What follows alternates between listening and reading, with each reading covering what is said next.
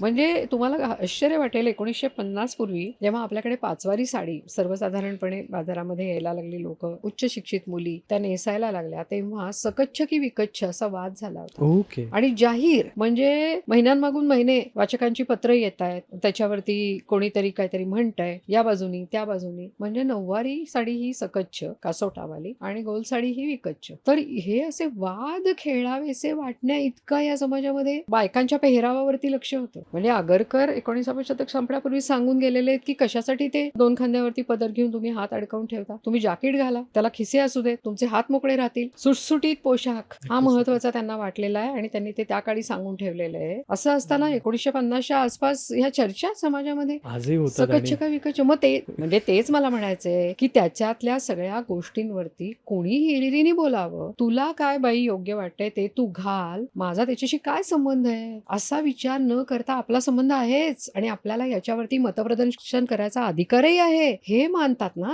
नक्कीच, नक्कीच. त्याच्यामुळे हे सगळं चाललेलं आहे आणि आपणही तो मानू देतो. आपण म्हणजे बायका पुष्कळ वेळेला विचारतो, त्याच्यामध्ये बरेचदा प्रेम असतं, कधी कधी भावनिक काही गोष्टी गुंतलेल्या असतात, कधी कधी मी म्हणलं तसं की ती परवानगी मिळवण्याचे विविध मार्ग असतात, काही असेल.